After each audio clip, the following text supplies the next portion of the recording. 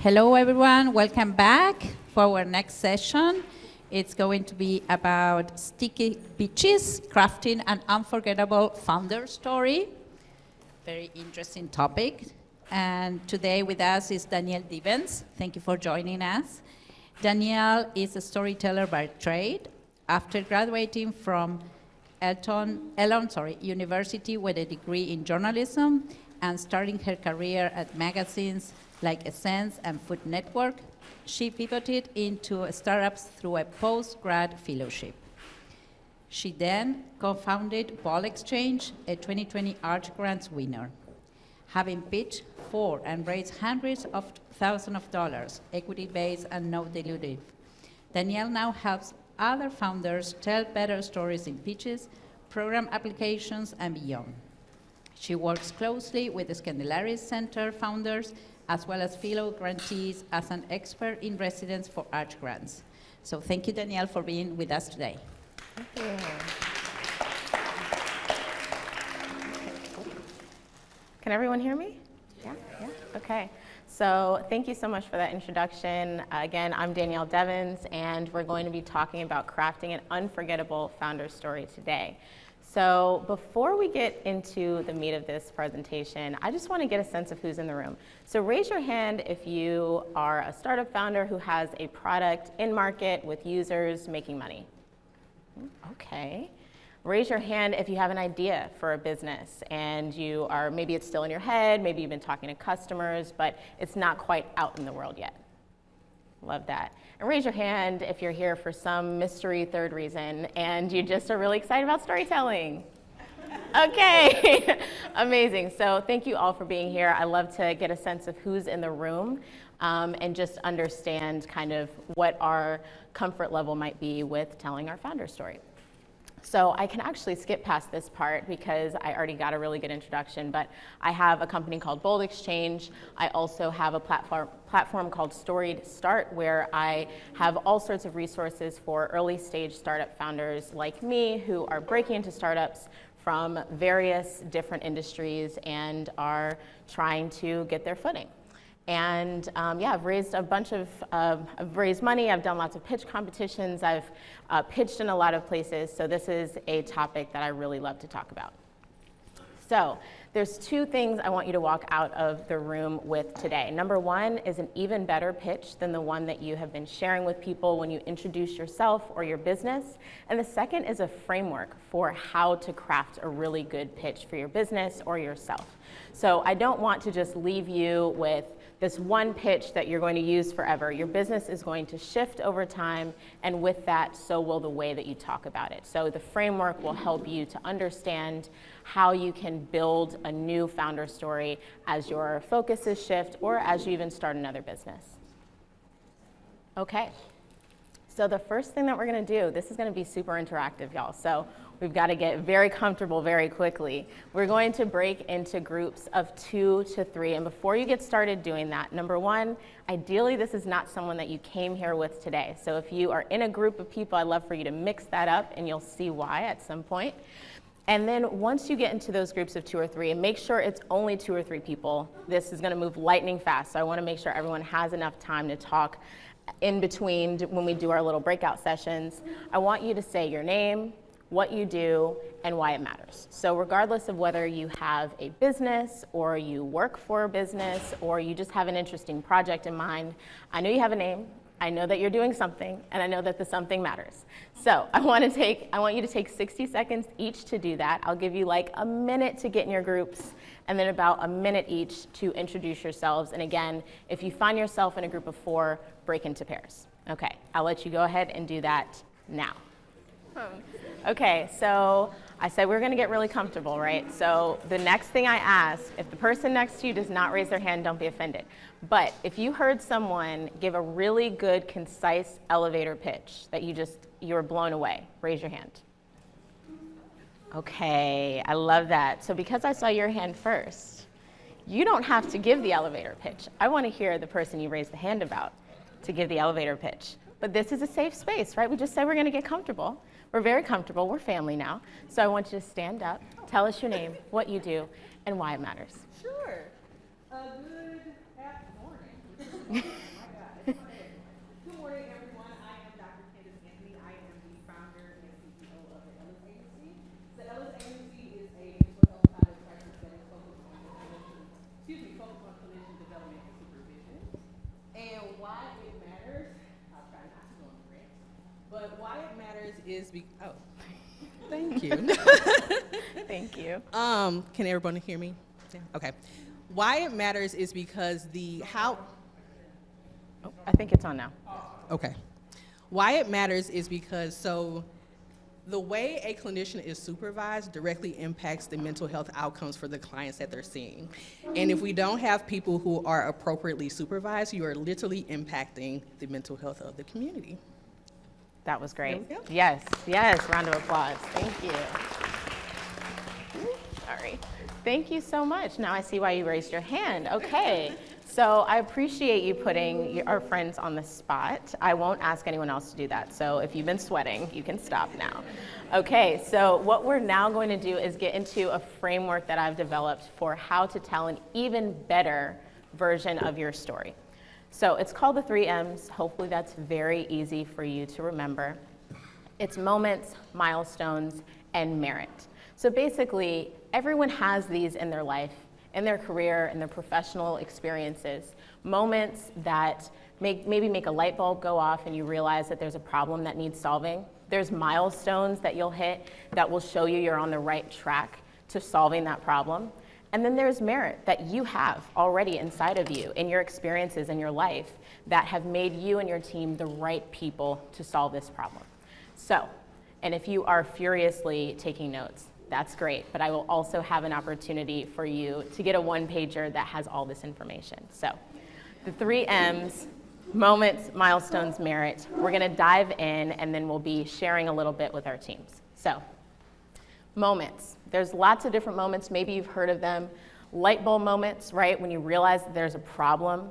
There may be a big deal moment when you realize this isn't just a problem you have, but a lot of people experience this problem. Maybe there was a tipping point when you realize this could go from just being a side hustle to a full-time, full-fledged business. Maybe there was an aha moment or a moment of clarity that changed the way that you approach this. And these macro moments are actually one of my favorites because it's something that happens beyond just you, something that happens to the entire world, new technology, something that's now able to happen or exist because of a change in the world. Really good example of this is a company called Athletic. It was a company that was started around 2021, I believe. They won an Arch grant. And what they do is they connect NCAA athletes with endorsement deals.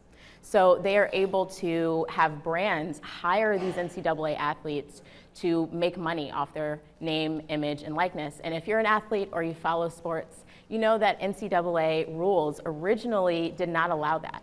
So this was a macro moment that made it possible for a company like Athletic to come in the space and offer a way for those two entities to connect.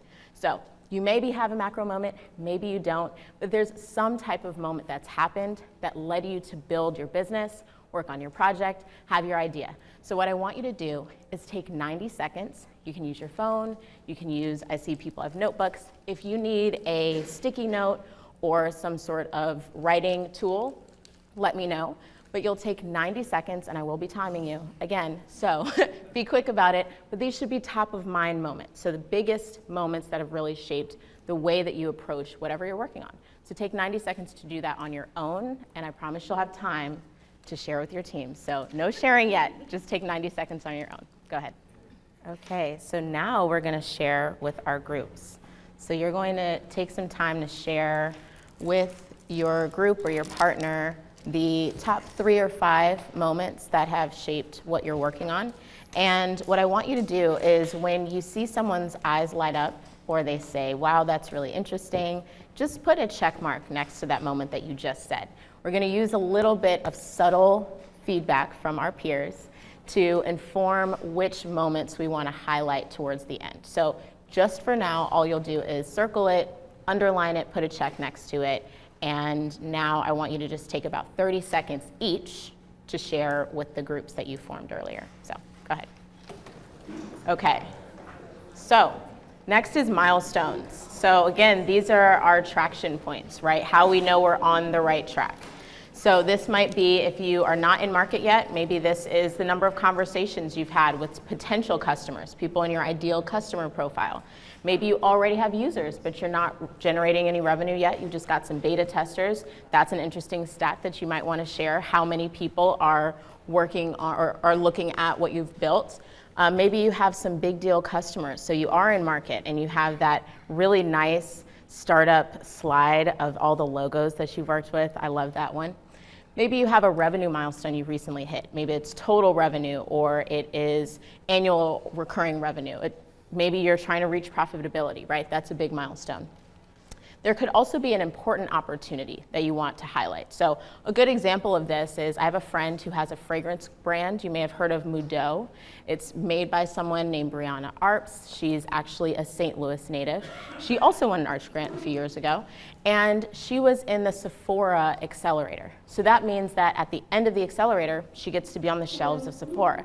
So when she first got into that program, she couldn't say she was on the shelves of Sephora, but she could say that she was getting there because she had this important opportunity that had just been granted to her that now opens a whole new door for her business. And now when she tells people that, they can say, okay, I'm gonna look for them in Sephora in about 18 months or a year or whenever she says they're gonna be on the shelves. These are just different ways that you can allow someone to attach a bit of extra meaning to the work that you're doing and also demonstrate that you're on the right track. So what I want you to do is take another 90 seconds, and if it has to be 60 so that we can maybe give a little more time to the sharing, let me know. But we're gonna take 60 to 90 seconds, and we're going to write down 3 to 5 big milestones that you've had when working on your idea or your business. So take that time on your own now. I'm seeing a lot of eyes up, so I'm gonna give you a little extra time to talk with your groups. So instead of us making that a 90-second, we're gonna make it 2 minutes. I know, a lot of extra time, but I know some folks needed a little extra time from last time. So what we'll do is take a couple of minutes here, so 30 to 45 seconds with your groups, and just share the big milestones. And again, make sure you're making note of the ones that seem to be most exciting to your group mates. So go ahead and do that now. Okay, good. All right, then we'll take a little bit shorter to do our own brainstorms, if that's all right with you. So merit is our last M. So we did the 3 M's, this is our 3rd M, and of course everyone has something that draws them to the work. Maybe you have an educational background that's related to the work that you do, or you've done some deep research into it. I really love when people have some hands-on experience with the problem that they're trying to solve because they know it inside and out, right? You also might have some sort of intellectual property. So if you have a hardware business, then there may be something you can patent, or a process that you have could also be something you could get a patent for. Maybe you have an unfair advantage that is going to put you light years ahead of your competition. A cool example of this that I have that I just recently learned a little bit more about is that the founders of Airbnb, when they first got started, had a way to scrape Craigslist, and that allowed them to really beef up their offerings on Airbnb in the very beginning. And that wasn't something that just anybody was able to do. It was a loophole that they had found that eventually Craigslist figured out how to close. But in the beginning, they had that opportunity to move faster than their competitors might have. That's just an example of an unfair advantage that you might have because of expertise, because of some type of experience that you've had, or some ability you have to scrape a competitor's website or do something else that maybe is a loophole, might not be available forever, but is going to get you ahead of your competition, at least for a little while. So what I want you to do is think about all the ways that you or your team members are well suited for the work that you're doing. Whether it's experience, IP, advantage, whatever it is, write down the top 3 or 5 merits you feel you and your team have that bring additional value to the work that you do. So take 60 seconds this time to do that. Okay, now you can meet with your groups and chat about the top 3 to 5, making note of the ones that seem most interesting to your partners. So now we're going to put it all together.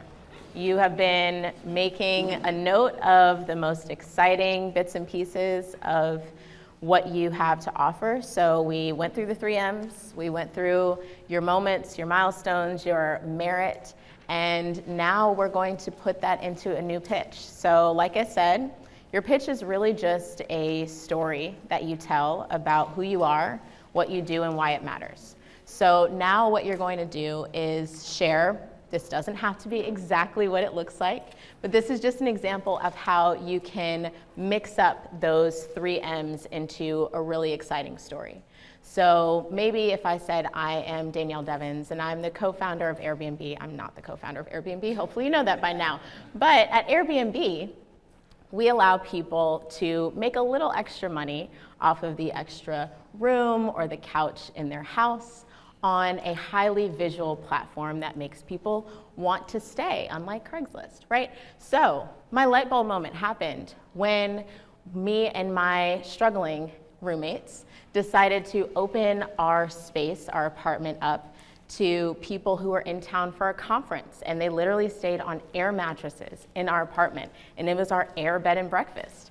And when people took us up on that offer and even wanted to pay us for this experience, we realized we had something there. So our most exciting milestone was recently, we hit 1,000 stays on Airbnb. And our team is most likely to succeed because we have this unfair advantage, this loophole, where we scrape other platforms for really great stays and make them highly visual on our platform. That is just a totally thrown together example, but that's how you might be able to,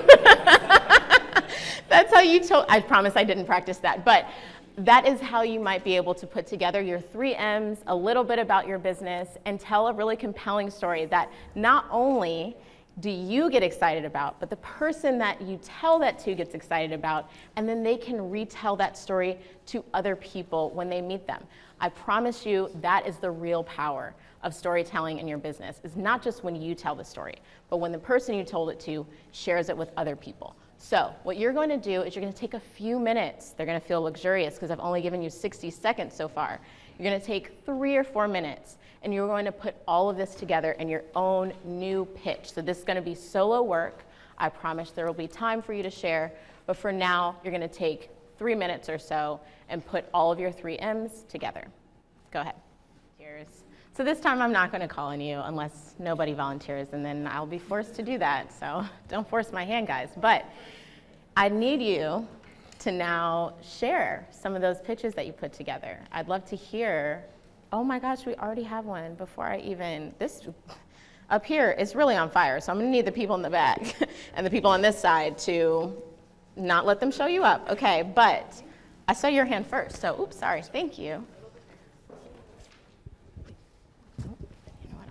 Thank you so much, Danielle. This has been very nice so far. Okay. I'm going to try not to read directly from my script. But That's okay. Hi, everyone. My name is Hafsa Adeen, and I'm a multidisciplinary creative. And my light bulb moment was realizing that no one is going to achieve my success for me. And when I decided decided that I wanted to stop being my biggest critic, and I decided that I wanted to be my own biggest supporter, my life shifted completely. I'm currently in the process of jumpstarting a creative career from scratch and building a community in the process. And I find that I believe that it will be highly successful because building a community is my biggest calling, I would say. Thank you. That was great. Thank you. Thank you so much. Do we have any other volunteers? Oh, yes. Thank you. Thank you. Hi, so my name's Aaliyah Radicki. I am the founder of Lunar Sensory Art. I make a bunch of texture paintings, but my main focus is employing people with mental challenges such as autism and ADHD, since they have a lower employment rate. And as someone who has ADHD and struggles to work in certain environments, I want to be able to make it a safe space and a place where they can function properly and not feel like they're forced into a box that they don't fit in. And so I also plan on donating a bunch to projects to help out research of autism and other mental challenges and all of that fun stuff. So thank you. Thank you. I love that. Oh, yes. I told you guys, this front group is on fire. Yes. Yeah, your new pitch. I told you it's a safe space. It's okay. You can read it. I know it's new. Hello, my name is Kendra Cozy, and I'm the CEO and a licensed cosmetologist at So St. Louis Salon. We connect, sorry, my handwriting's missing. No judgment zone. I connect certified hair replacement specialists with individuals experiencing hair loss. When I opened my hair salon, and thousands of clients had some form of hair loss, and many of them didn't know where to seek help, specifically women of color who don't have hair sources that look and feel like our own. And in my pursuit to solve this problem, I traveled the world in search of manufacturers to create custom hair pieces for an underserved market. And I will succeed because there isn't a comprehensive marketplace that offers the medical help, product options, and qualified professionals, along with support for the community who needs us the most. Oh my God. That's just, wow. All right, I'm gonna need somebody on this side to like redeem yourselves big here. No? Oof. Okay, all right, back corner here. We're gonna try and redeem ourselves because the front row had you. I'm representing all the back corner here. Love it. Whoop, Love whoop. it. Shout out to Tim, who was my seat partner before he moved. My name is Jake Brola. I'm the founder of Political Real Estate Insights. We focus on providing information to investors, lenders, and leaders on how local legislation, state legislation, and federal legislation affect community development as well as the risks that they will be taking. Really, the past 5 years, I have served as a political consultant, and I've sat in rooms time and time again where laws and regulations are coming into effect. People not only have no idea, but as an investor, you really have no idea what's to come.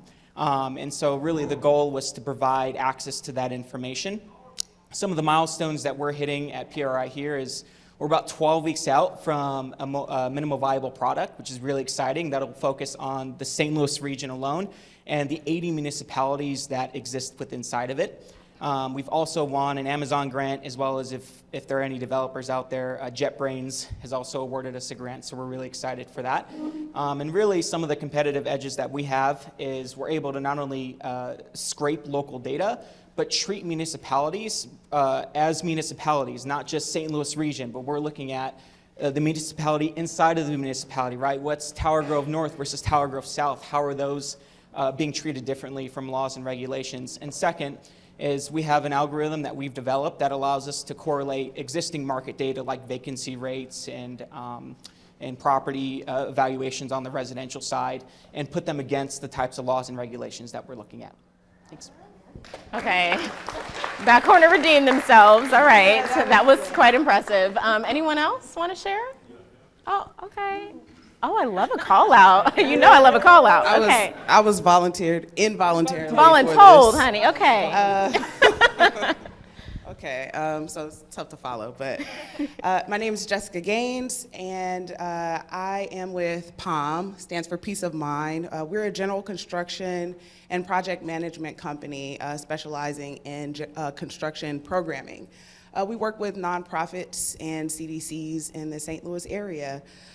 Something that kind of brought this along was our work in the nonprofit space. Working with nonprofits, you know that their work is tireless, their missions are fierce, and they go for it every day.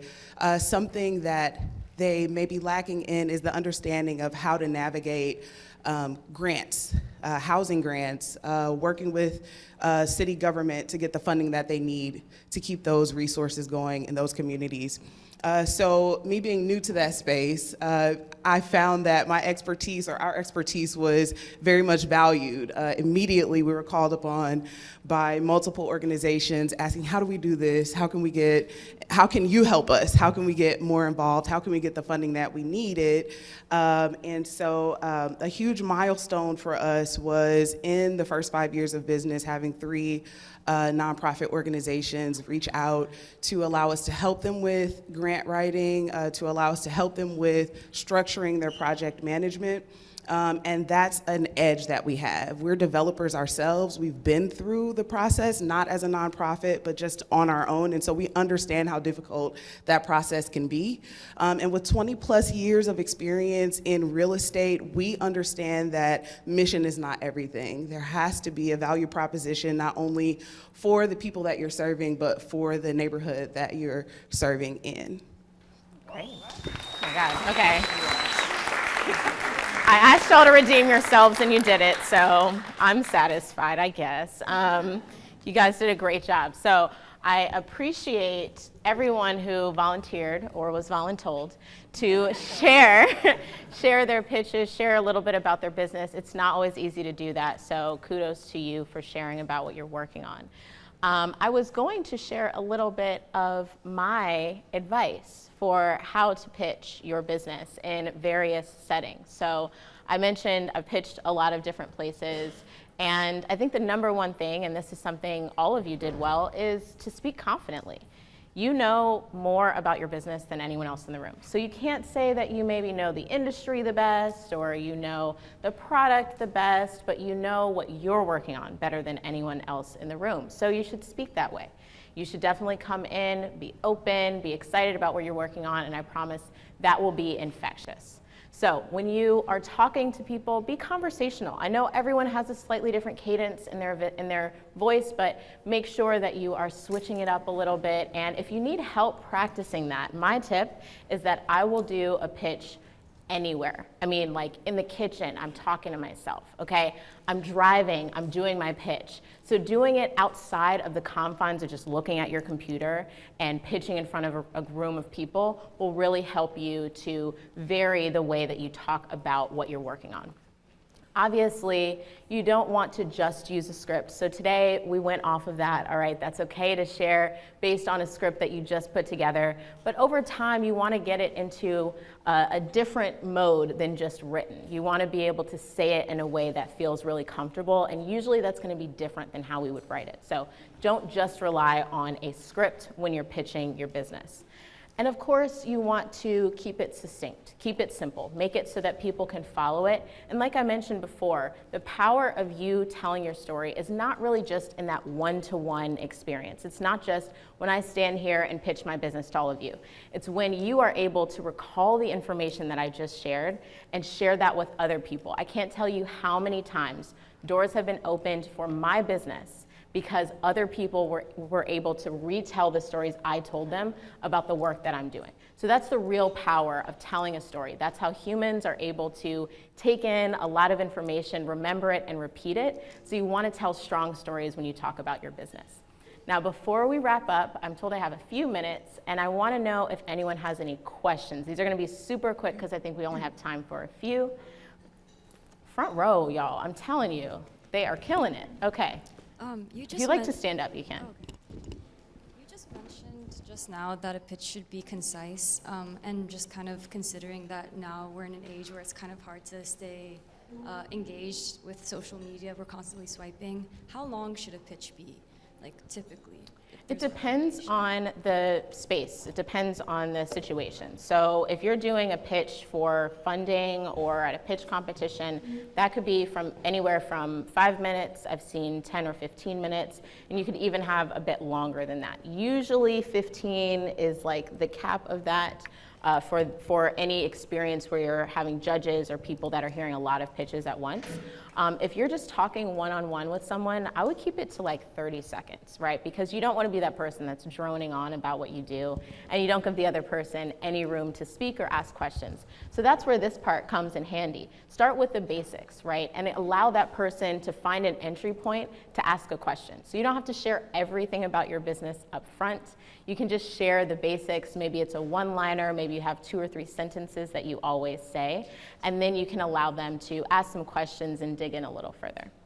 So just to clarify, are you saying to start with like a 30-second, almost like quick summary, and then keep a conversation going so you can share all those additional details? Is that usually effective? Yeah, so if you're in a networking environment, I would say, yeah, keep that initial bit short when someone asks you, tell me more about what you do. That's what you want to, that's how much you want to speak about yourself. And then they may just keep the conversation going about, you know, asking questions or saying, oh, that's similar to what I do, and allowing that connection to happen. Okay, perfect. Thank you. Yeah, thanks for asking. Got a couple over here. I guess my question would be, what are the things to stay away from in a pitch? Like things that if you hear, you're going to be like, why would you even say that? Whether it's numbers or like a story or like that did not apply to anything that you just said. So what are some things to stay away from? So I would say actually at the top of that list is a lot of jargon. So if you're speaking in a room that has a mix of different levels of understanding of what you're working on, don't go really deep into confusing technology or terms that people wouldn't know, just like anyone that you'd speak to. So some people will say, you know, explain it to me like I'm your grandma or something like that. You know, I know my grandparents don't know anything about what I do, right? So that's a good rule of thumb, is to keep it as simple as possible if you can. So that's definitely one I try to stay away from. I would also say, it's more about how you craft and storyboard the whole thing. So sometimes this can be difficult, and this is why I wanted you to share with people that you maybe don't normally talk to, is you don't always have the best perspective as a founder of what's the most important thing for you to say. So what I would do is, if you find yourself preparing for a pitch or you're just trying to workshop it and you know you have a lot of networking events coming up, share it with different people in your life and say, hey, I just want to run this by you. Does this make sense to you? Because what that will do is it will give you a new set of ears and eyes on what you're doing to explain what you're working on to other people. And it will allow you to make sure that all of those dots connect. So that's probably what I would say stay away from, is just kind of extra stuff that feels really important to you, but other people don't really understand or doesn't connect for them. Thank you. You're welcome. Okay, we go this way. So I know we talk about how you may have different pitches for different audiences. How different should those pitches be, and are there things that you typically keep in every pitch no matter who the audience is? Okay, that's a really good question. So when I pitch, I pretty much always create a new deck for every pitch that I do. And that sounds like a lot of work, but there's a base deck that I am usually copying off of. So like I usually create in Canva or some other platform, and I'll literally just make a copy. The thing that I think is most important is making sure there's something contextual to whoever you're speaking to. So if you're talking to investors, you're obviously going to want to say how much money you're raising and your check size, your ideal check size, right? You're going to want to say maybe something about how much is already committed. If you're pitching for a pitch competition and it's an audience decision, then you're going to want to talk about the bits that will connect with the audience and not necessarily with a panel of investors. If you are just doing like a 5-minute informational about your business, at the end you're going to want to have an ask for people to go to your website or share your business with other people that you're looking for as customers. So those are just some ways that you want to tweak it based on your audience. And it's the same way that, like, if you were, it goes back to the like, tell me like I'm your grandma, right? If you were going to talk to your grandma about something, you'd say it differently than like your 2-year-old niece, right? Then you would say it to your colleague. So it's more about thinking from the perspective of your audience, and that's not always the easiest thing to do. You don't always know who's going to be in the audience, especially at a pitch competition or something like that, but do your best to get a sense of who that might be and put yourself in their shoes so that they will understand and latch on to something in your business. That make sense? I think there's a couple people behind you. What are some of the ways that you get over the nerves in order to be able to deliver your pitch confidently? Okay, I'm going to share something that's kind of embarrassing. So I don't know if anyone has ever heard of power posing, but I do this before I pitch. I didn't do it today. I should have done it today. It looks really weird, so you kind of have to do it like where other people can't see, unless you're just really confident like that. But you literally actually stand up. Do it with me. So what you do, you stand up and you put your hands on your hips. You can do it like this, or you can do it, it's very superhero, right? And you just stand like that, wide stance. You stand like that. Like really breathe into your chest, like, oh, let it swell. He's good. Okay. So you're gonna stand like that. Oh my gosh, you stand like that for like 30 seconds. I noticed the people upstairs didn't stand up. That's really interesting. So, no, but you don't look at them, guys. Okay, so you just stand like that for like 30 seconds.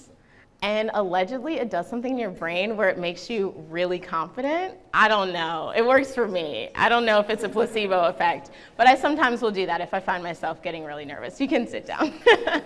So that's something that I do. I also will say it really helps to practice. So if you're practicing a lot, you get really comfortable with it. It feels like second nature. And like I said, if you can do your pitch while you're cooking, or while you're not while you're brushing your teeth, but while you're driving or something else, right? If you can speak it out loud and it feels second nature, then you're less likely to be really nervous. But some days you just get up and you're a ball of nerves, and you just gotta power pose and hope for the best. So everyone has off days, everyone has off pitches. You gotta give yourself grace and remember, you know your business better than anyone else does. Yep. Oh, okay, got claps. That wasn't even the end. Thank you. Obviously, you have a really wonderful process here. Do you have a website that we can go to or a handout or something? Did you know? I didn't. How did you know? I sure do. There you Yes, go. it's storiedstart.com. You can also email me if you want a little more information. But the best thing for you to do is take this super quick survey. I promise it's actually a minute. And at the end, you can put your email address, and I will send you the one-pager that has this framework all in one place. So that will hopefully allow you to replicate this process as you continue to build your businesses. Your businesses will continue to shift. You'll need new elevator pitches every time it shifts a little bit. And then when you start your second and third and fifth and 10th business, you'll need another elevator pitch for those too. So make sure you take this survey. And like I said, if you want to get in touch with me, you can either head to storiedstart.com or email me, Danielle@storiedstart.com. And thank you so much. This was amazing. Before we end, I'm actually going to take a picture. I never do this, but I'm going to be that guy because you guys were great. I want to take a little selfie, so everyone stand up. You don't have to power pose. Okay. Stand up, and we're going to take a selfie. Smile. Amazing. Thank you, everyone. Thank you, Danielle.